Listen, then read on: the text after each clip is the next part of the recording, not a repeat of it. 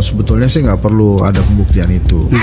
Tapi kan kita Ya ini nggak bisa dong. manusia berpikir. Kalau ngomong tuh harus ada dasarnya, Pak Iya, Hensa. kita Jadi standingnya adalah nggak usah diajak bermusuh-musuhan lagi. Ke depan, lihat lebih baik, lihat persatuan. Dan apa yang Pak Prabowo katakan? Di kalangan masyarakat yang berpikir, mereka ini jadi terlihat seperti badut-badut yang kehilangan rezeki dan karenanya meluapkan kemarahan dengan cara membabi buta. Assalamualaikum warahmatullahi wabarakatuh. Teman-teman, kembali lagi di channel YouTube saya, Khairun Imam. Setelah para pembenci Presiden Jokowi ini gagal dalam melancarkan aksinya untuk mengadili, untuk menggantung, untuk menghabisi nyawa Presiden Jokowi, sepertinya serangan mereka sekarang dialihkan kepada Pak Prabowo Subianto. Kenapa, teman-teman? Karena kalau kita melihat ya komposisi dari kabinet Pak Prabowo ini, ada kurang lebih 15-17 orang menteri Presiden Jokowi yang juga akan menjadi menteri di kabinet Prabowo Gibran. Dan para pembenci ini sepertinya tidak suka dan tidak senang. Mereka langsung mengatakan bahwa kabinet Pak Jokowi dan Pak Prabowo ini sama-sama saja rezim korup.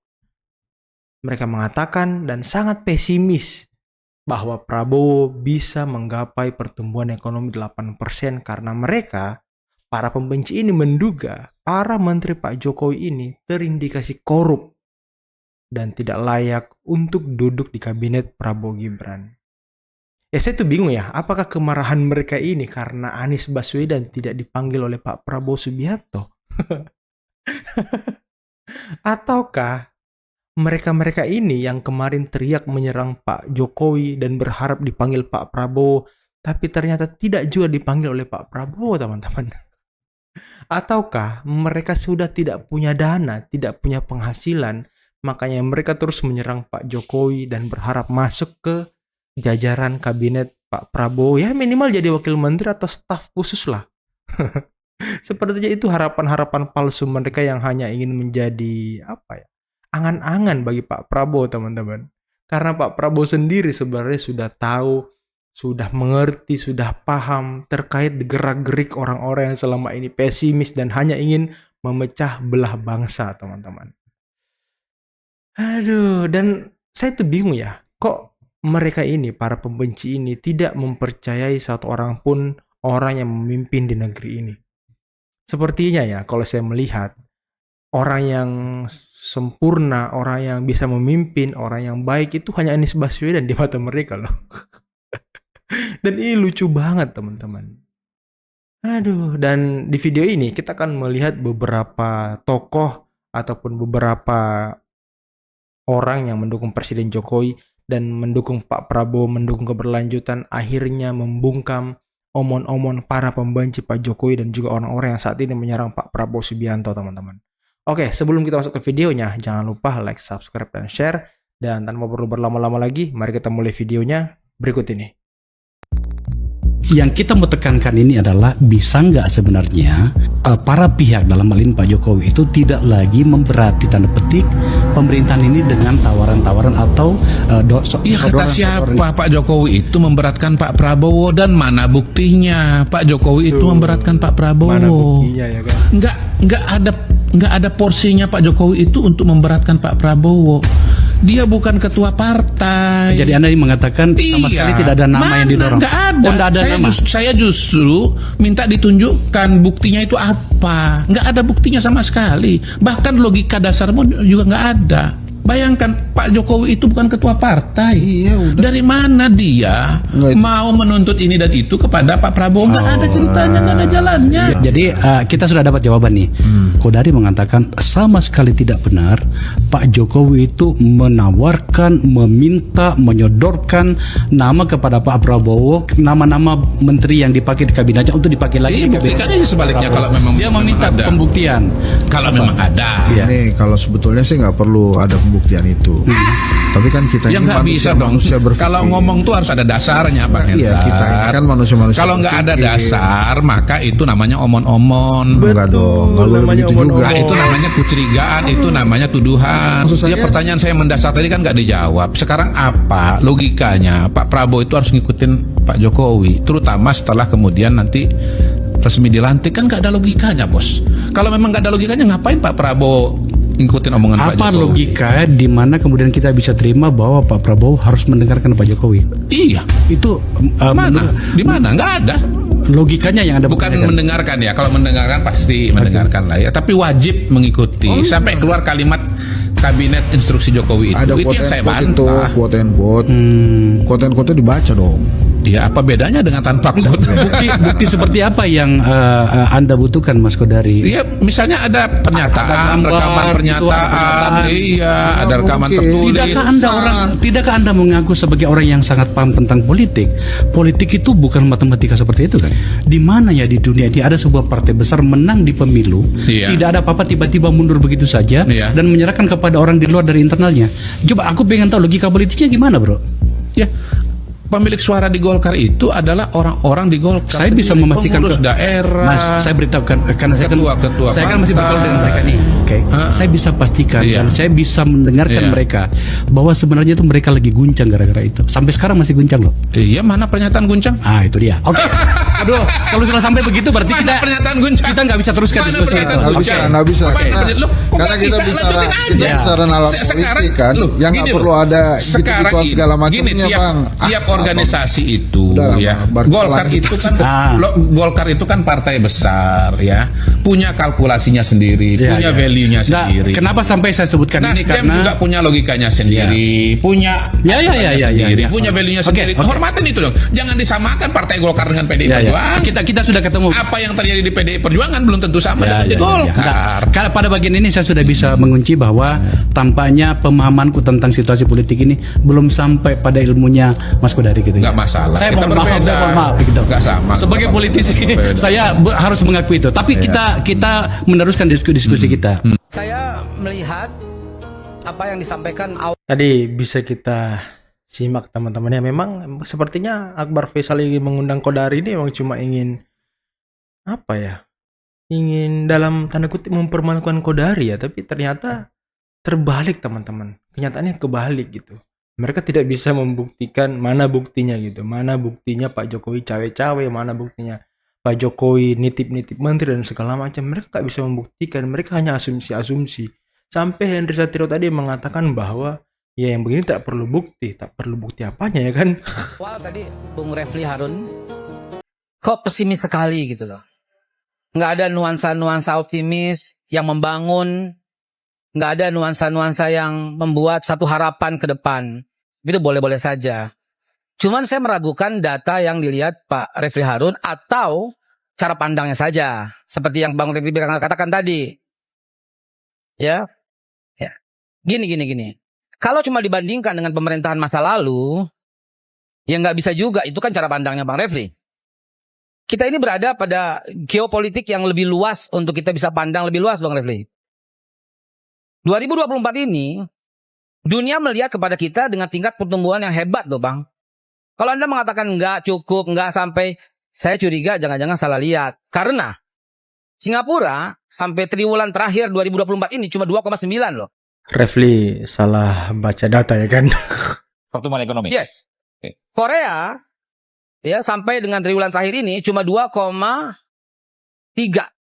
Ya. Siapa lagi yang mau dilihat? Cina loh ya. Pertumbuhan ekonomi sampai 2024 akhir ini baru 4,7. Sementara kita 5,05. Nggak tepuk tangan mahasiswa. Ya artinya jangan lihat, oh sekarang lebih kecil dari pemerintahan sebelumnya. Wake up, lihat global, lihat dunia internasional. Kita itu hebat di mata internasional hari ini. Pertumbuhan ekonomi kita di atas Singapura, di atas Korea, di atas Meksiko, gitu loh. Di atas Cina yang cuma 4,7. Artinya ya boleh-boleh saja. Zaman Pak SBY beda zamannya, beda kondisi. Zaman, beda kondisi. geopolitiknya. Geopolitiknya mesti kita lihat, mesti kita pertimbangkan. Tapi saya nggak mau berkutat di angka-angka seperti itulah, karena setiap orang pasti punya pandangan berbeda. Akhirnya penilaiannya berbeda.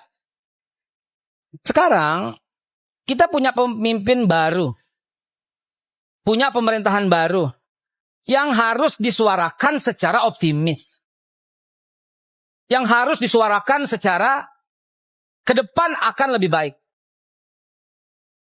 Yes, of course. Kalau saya menilai seperti itu. Kalau selalu dipertentangkan permusuhan-permusuhan, kita kurang banyak baca kayaknya, kurang banyak belajar kayaknya. Izinkan saya Bang menyampaikan. Refli kurang banyak belajar nih. Bukan, kita aja. Oh kita ya. Enggak, Refli Harun memang kurang banyak baca, omong-omong doang itu kayaknya. Ini kalau disinggung-singgung saya jawab juga Sabar Bang, sabar. sama Aiman. Ya. Aiman kan berjanji. Gini. Belajarlah ke dunia Ini yang internasional paling jujur itu ya. ketika Kalau Anda berpendapat, Anda memberikan standing opening Anda apa? Pendapat Anda apa? Itu dong. Anda nggak punya poin, tapi kemudian membahas pendapat orang. Kan harusnya, nih standing point saya begini. saya udah sampaikan Karena standing kalau point begitu kita dunia caranya, internasional. yang nggak untung ngomong di depan. Saya udah sampaikan standing point saya adalah dunia internasional dibandingkan dengan negara-negara tetangga. Itu cara pandang saya. Kalau cara pandang Bang Refli dibandingkan dengan pemerintahan sebelumnya, dengan mengakibatkan pandangan-pandangan yang sangat pesimis dan menilai setiap orang yang salah akan terus salah, setiap orang yang punya error akan terus error, dengan Ya kan yang tidak salah di mata mereka cuma Anies. mengatakan 16 menteri itu dalam tanda kutip bengkok-bengkok. Sekarang Pak, gini saya bilangin deh ya. Ini pakem dalam dunia ya kepemimpinan ya. Segelompok domba yang dipimpin oleh seekor harimau dia akan mengaum. Dan sekelompok harimau dipimpin dengan seekor domba akan mengembik semuanya. Ya. Mati. Silahkan terjemahan sendiri. Ya, silakan terjemahkan sendiri bahwa ke depan kita punya pemimpin yang betul-betul punya karakter memimpin dengan yang sangat baik, sangat kuat. Sekarang saya mau contohkan begini deh. Ingat, ya ini wawasan ya buat Bung Refli, buat yang lain ya. Dimana kita mesti lihat sebuah persatuan akan membuat sebuah bangsa besar. Toyotomi dan Tokugawa, dua pendekar Jepang yang berebut kekuasaan, saling bunuh. Dan ketika Toyotomi menjadi pemimpinnya, apa yang dilakukan terhadap Tokugawa? Diajak untuk membangun Jepang. Dan kita lihat Jepang kayak begitu. Deng Xiaoping dengan Mao Zedong, musuhan, bunuh-bunuhan. Ketika Mao Zedong terangkat menjadi ketua Partai Komunis Cina, dia mengangkat orang yang rivalitasnya itu loh, untuk bersama-sama membangun Cina. Hasilnya kayak apa? Amerika, Lincoln dengan Seward misalnya. Dalam debat, Seward itu memanggil Lincoln itu monyet. Betapa Dalam debat Ya. presiden dalam debat memanggil dengan nama memanggil dengan binatang. kata-kata monyet. Ya, sangat sadis. Dan dalam buku kita baca, ketika Lincoln ingin melakukan perbaikan, datang ke tempatnya Seward mengusirnya seperti mengusir seekor kera. Itu ngapain kera datang ke tempat kami? Tetapi ketika Pilpres, Lincoln yang mendapatkan kemenangan, apa yang terjadi? Dia angkat sebagai the Secretary of State William Seward. Artinya bangsa-bangsa besar itu mengerti bahwa untuk membangun diperlukan rasa trust dan kepercayaan walaupun awalnya rivalitas. Kalau itu belum cukup referensi itu, baru kemarin ya kita lihat Barack Obama dengan Hillary Clinton. Betapa Hillary Clinton memfitnah Barack Obama dengan sangat sadis. Dikatai teroris lah, dipanggil nama tengahnya Hussein, Barack Hussein Obama. Dikatakan Islam fundamentalis lah, dikatakan hari-harinya sebenarnya di Islam teroris lah, kata Hillary Clinton di depan forum. Tapi ketika Barack Obama terpilih, Barack Obama mengangkat Hillary Clinton sebagai menteri luar negerinya, langsung di forum. Kalau itu kurang contoh juga, saya kembali deh kepada referensi kita misalnya. Sultan Salahuddin Al-Ayyubi, apa yang dilakukan terhadap King Richard? Diajak membangun bersama. Kurang lagi, apa yang dilakukan Umar bin Khattab kepada pendeta Sopranius? Apa yang dilakukan? Diajak membangun bersama Yerusalem, yang tadinya pendeta Sopranius menginisiasi pembunuhan terhadap Muslim di Palestina. Kurang lagi, Nabi Muhammad SAW kepada Abu Sufyan diajak membangun Mekah bersama loh. Jadi standingnya adalah nggak usah diajak bermusuh-musuhan lagi. Ke depan lihat lebih baik, lihat persatuan, dan apa yang Pak Prabowo katakan, Indonesia terlalu besar untuk diatur sendirian. Sehingga Kicep ya kan, kicep dia. Nggak bisa ngomong ya kan. dengan itulah diajak banyak orang untuk bersama-sama membangun Indonesia ke depan. Dan apa yang paling sering diucapkan? Mengembalikan kekayaan bangsa Indonesia untuk rakyat Indonesia. Kesanalah mestinya Bung Refli melihatnya. Keren banget. Namun yang ingin saya tekankan sebenarnya adalah kita bisa melihat betapa pahitnya sikap 5 orang pembenci Jokowi itu. Mereka mengarang bebas, berimajinasi liar tentang kejahatan Jokowi. Sayangnya, mereka kali ini harus berhadapan dengan Kodari. Dengan enteng, Kodari menjawab serangan-serangan tersebut dengan sangat sistematis, tajam, dan juga mengundang tawa. Kodari malah berjaya menghadapi para pembenci Jokowi yang tampil dengan semangat 45 untuk merujak Kodari dan tentu saja merujak Jokowi. Di kolom komentar salah satu media yang menampilkan berita diskusi tersebut, seorang netizen menulis begini, "Mr. Q is the best. Walaupun dikeroyok, Mr. Q bisa mematahkan semua yang diundang. Itulah kejujuran dan ketulusan yang tak akan bisa dikalahkan. Setiap orang yang tidak jujur itu menipu dirinya sendiri, mengingkari hati nuraninya sendiri." Saya hanya mengutip satu komentar saja, karena saya rasa itu mewakili sebagian besar penonton saat itu. Kubu anti Jokowi itu kelihatan sangat tidak nyaman, sangat mengada-ada, tidak bisa mengendalikan diri. Saya jadi teringat pada tokoh dunia komik yang saya sukai di masa lalu, komik Smurf. Salah satu tokoh dalam seri komik itu adalah Smurf Penggerutu. Dia adalah tokoh yang selalu menggerutu dalam kondisi apapun. Di saat matahari memancarkan sinar, Smurf Penggerutu akan mengeluh karena merasa kepanasan. Tapi di saat hujan lebat, Smurf Penggerutu juga mengeluh karena kedinginan. Jadi, tak ada saat di mana Smurf Penggerutu ini tidak mengomel.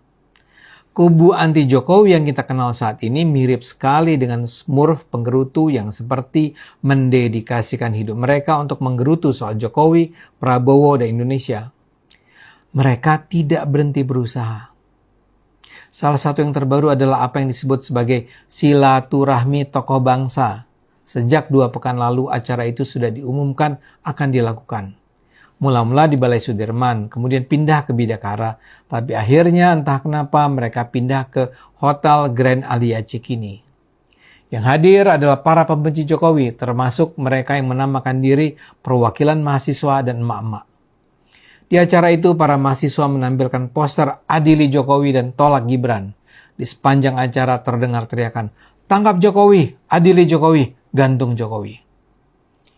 Acara dengan tuan rumah Faisal Assegaf dan dipandu Refli Harun itu menghadirkan antara lain mantan Ketua MPR Amin Rais, mantan Wakapolri Majen Ogro Seno, Marwan Batubara, Edi Mulyadi, Roy Suryo, dan presenter Rahma Sarita Al-Jufri.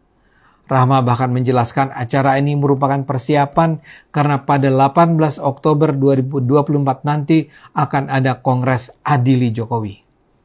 Mereka juga bakal meresmikan kantor advokasi rakyat menuju pengadilan Jokowi. Amin Rais menegaskan, Jokowi alias Mulyono harus dipenjara, insya Allah. Mantan Sekretaris BUMN Said Didu seperti biasa juga menggerutu. Ia membacakan tuntutan agar pemerintahan Prabowo membebaskan pengaruh dari Joko Widodo. Politikus PDIP Ogro Seno memfokuskan perhatian pada soal Fufufafa. Menurutnya kasus itu tidak sulit untuk dibawa ke penyidikan polisi. Pensiunan polisi bintang 3 itu mengimbau masyarakat bisa melaporkan delik hukum melalui polsek terdekat. Orasi singkat juga disampaikan Roy Suryo yang membawa wayang dan memperagakan cuplikan kisah Petruk jadi ratu. Petruk sudah tidak bermahkota, sebaiknya kita apakan? Roy bertanya retoris. Saya rasa apa yang mereka lakukan ini sungguh memprihatinkan tapi juga memalukan.